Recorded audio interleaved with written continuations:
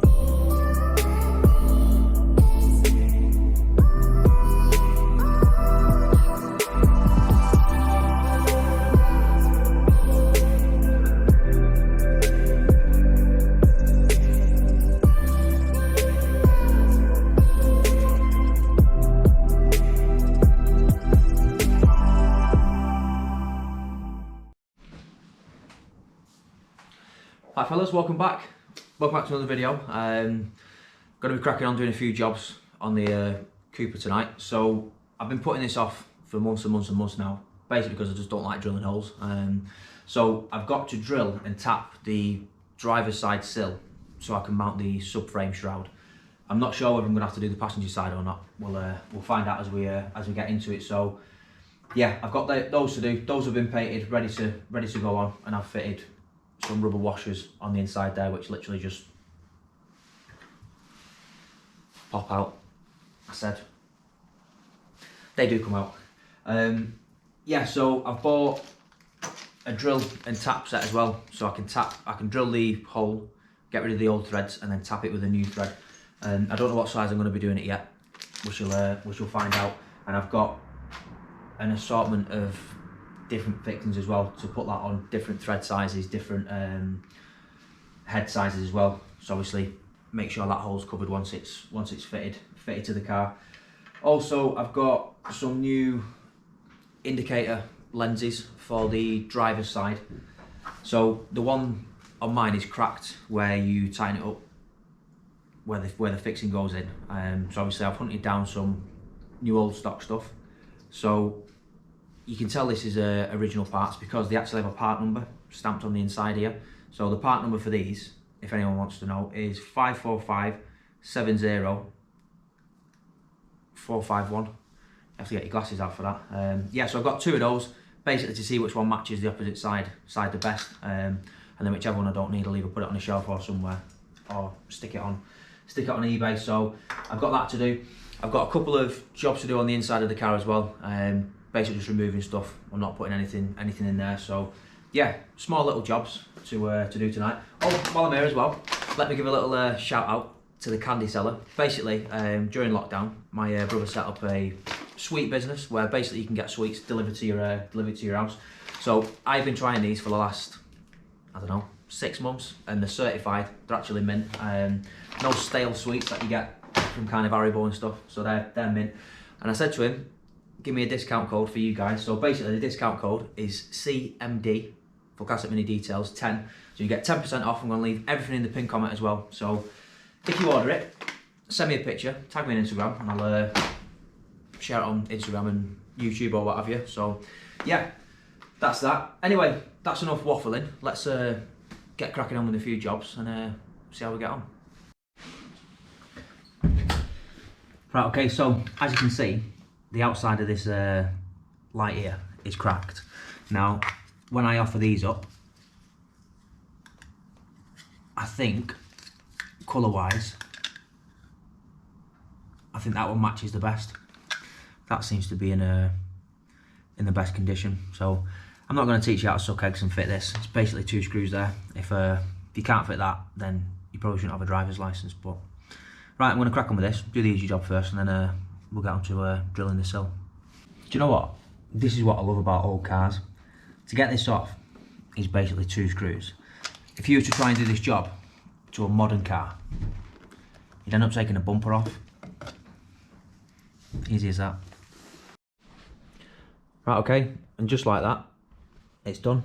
So obviously there's the old one, you can see on the corner how it's cracked and chipped off. And then there is a new one, looking absolutely fantastic. So, right, let's get the subframe shrouds on. Oh, excuse the mess in here. My son was in here before. As you can tell, there's just stuff everywhere. Okay, so this is the bit I've been really dreading.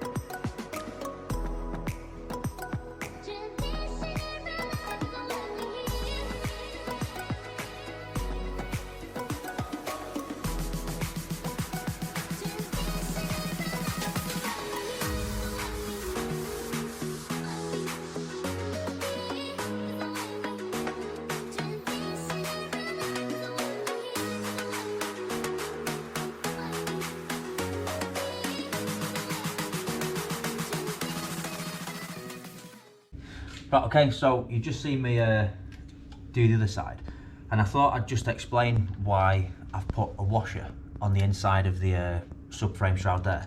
So basically, I don't know how these were put on from factory, whether they were just put on with self-tappers. I'm assuming they had a thread in there to obviously put them on anyway.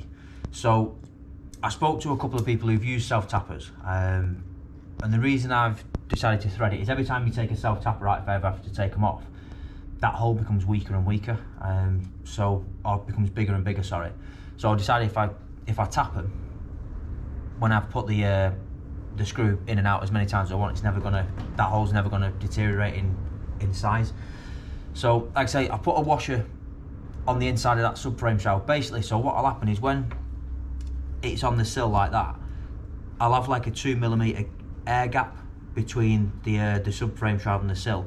So basically, if the car gets wet underneath, or when I wash it, water's not going to get trapped underneath there and just rust out, obviously. So those washers will keep it off the sill and stop it rusting. Obviously, I've just put myself a little bit more wax oil in. I've lost my brush. It is somewhere. Where it is? Hang on, no, that's my screwdriver. Anyway, I've just put some wax oil in there, so I'm going to screw these on, and then we'll get onto the inside. Right, okay, just before we jump into the interior, I just thought I'd show you what it looks like from a distance. I didn't really get the point of those at first, those subframe shrouds, but standing back now and having a look at that, I think it looks so much better looking at that piece of metal that's obviously painted body colour than just the end of a radius arm. So yeah, I'm pretty happy with them. Right, okay, interior bits. So what I'm going to do is I'm going to take off the Paddy Opkirk accelerator pedal extension. Makes absolutely no use to me that whatsoever, because obviously I ain't going to be using the accelerator pedal. The way the hand controls are going to mount on it anyway don't require that accelerator pedal at the bottom to work off as they attach to the top side of it. But I'm not going to get too involved with the hand control side of it at the minute. And also there's a switch panel just on the bottom dash rail with 4 cutouts for a switch, which I'm going to remove as well, as I've just got no use for them, and I just want it to look nice and clean on the lower dash rail. So going to take this switch panel off, take the paddy upkirk pedal off, and then I've been asked a couple of questions about the seats in the car as well, and a few bits on the interior, so I'll run through that once I've done this. So catch you in a sec. Okay, so that's the switch panel off. I found out why it was so hard to get off is because I'd undone both end screws, but I didn't see the one in the middle, so that's why it wouldn't come off. But yeah, anyway, that's now off. It looks so much cleaner underneath the dash rail now without that there. Like I said, the theme I'm trying to go with this car, like I keep saying, is less is more.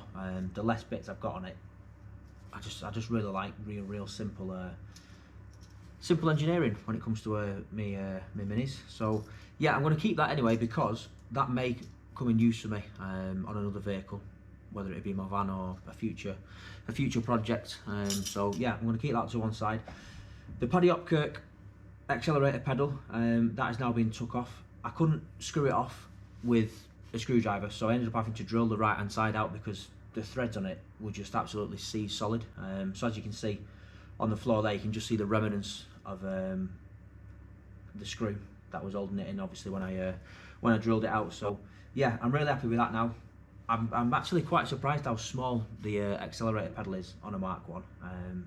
It's literally like the size of the end of your thumb. It's so small, so I can understand why people put them paddy upkirk accelerator pedal covers on. Like I say, for me, it doesn't make any difference for me, because obviously it's getting fitted with hand controls in the very near future, so having a small accelerator pedal doesn't bother me at all. If anything, it'll give me a little bit more space in the footwell for my feet to go. So right, I've got a question for the Cooper S guys. So in front of the bottom dash rail, there is a silver kind of chrome trim. Obviously, this being a 1965 car, that trim has got pretty beat up. Now, I want to know if you can actually buy that trim from anywhere, because I'd really want to look at replacing it with a nice new one. And then obviously I'm going to try and tidy up this bottom dash rail as well with maybe some new vinyl on it and stuff. I think it's been retrimmed, but it could probably look a little bit better than what it does. Also, I've got a switch on the dash rail as well, which I need to swap. I've actually managed to source myself a new switch, which obviously I'll be doing that in the future. But yeah, in terms of the interior, that's pretty much it. I am waiting for COVID restrictions to ease up a little bit, so I can get over to Newton Commercials and do the headlining. Now, I've actually been in talks with Newton Commercials, and we're going to do a bit of a collaboration with the headliner. So it'll be really nice for me to actually film while you do it as well. So like I say, I'm literally just waiting for that to ease up.